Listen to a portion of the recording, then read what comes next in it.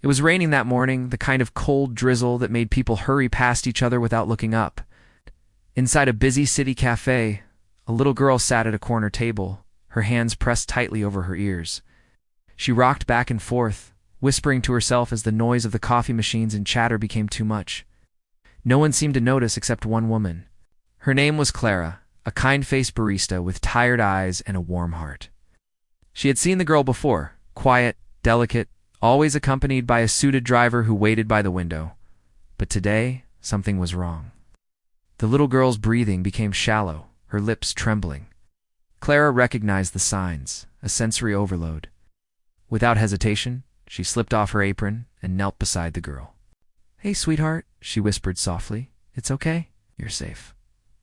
The girl's eyes darted toward her, full of panic. Clara gently guided her to a quieter corner and handed her a pair of noise-canceling headphones she kept behind the counter for moments like this. She even hummed a soft tune to help the girl calm down. It worked. Within minutes, the little girl stopped shaking and began to smile faintly. But just as peace returned, a sharp voice cut through the air. "Clara, what do you think you're doing?" It was her manager, Trent, red-faced and angry. "You left the counter during a rush. We have orders piling up." I was just helping her," Clara stammered, gesturing to the little girl, who now hid behind her chair. "Helping her?" Trent scoffed. "You're not a babysitter. You're a barista. You're fired." The girl's driver stepped forward to intervene, but Clara shook her head, tears filling her eyes. "It's fine," she said softly, forcing a small smile. "I just wanted to make sure she was okay." Trent snatched the apron from her hands, muttering about soft-hearted employees who couldn't focus on work. Clara walked out into the rain, clutching her coat tightly, her heart heavy. She didn't know that someone had been watching the entire scene, someone whose life was about to intertwine with hers forever. A few hours later, the cafe door opened again. A tall man in an immaculate navy suit walked in, Ethan Hale, the CEO of one of the city's largest tech companies. He wasn't there for coffee. He was looking for something, or rather someone.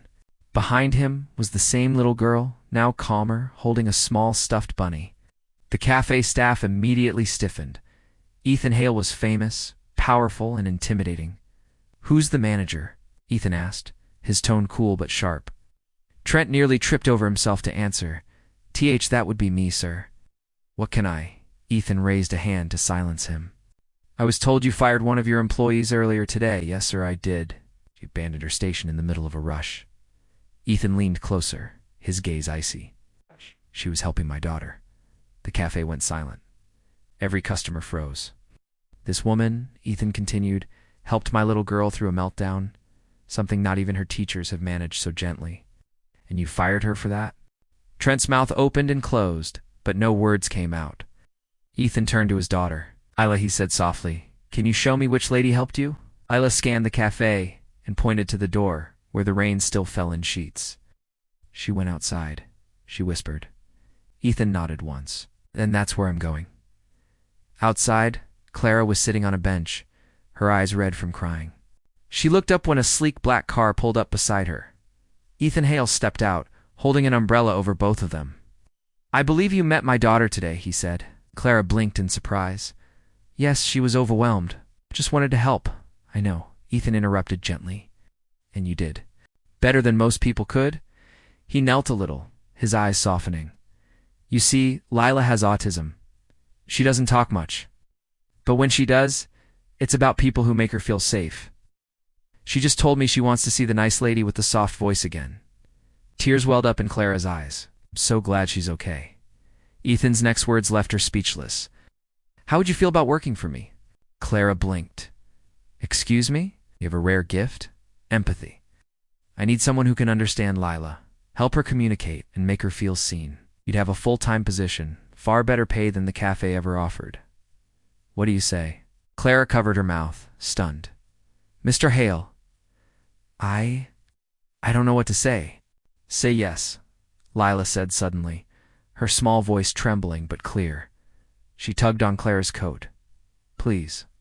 That was all it took. Clara smiled through her tears. "Yes, I'd be honored." Weeks turned into months. Clara became a steady presence in Lila's life. She helped her with daily routines, taught her new coping techniques, and even introduced sensory games that brought laughter to the Hell household for the first time in years. Ethan watched quietly from the sidelines, amazed. His once withdrawn daughter now smiled more often, sang to herself, and hugged Clara every morning. One evening, after Leela had gone to bed, Ethan found Clara sitting by the window, gazing out at the city lights. "You've changed our lives, Clara," he said softly. She shook her head. "No, Mr. Hale. Lila changed mine," Ethan smiled. "Then maybe we both owe her everything." There was a comfortable silence, one that didn't need words. Months later, that same café went out of business. But Clara didn't care. She was now managing a small therapy program under Ethan. It's Foundation, a program for children with autism and their families. Inspired by her first meeting with Leela, when reporters asked Ethan about the project, he simply said, "Empathy builds more than businesses. It builds futures." And somewhere in the background, little Leela ran across the garden, laughing, as Clara chased after her, the sound of a bond that had turned pain into purpose. Moral of the story: sometimes the smallest act of kindness can change everything. You never know who's watching, or how one moment of compassion can rewrite an entire future.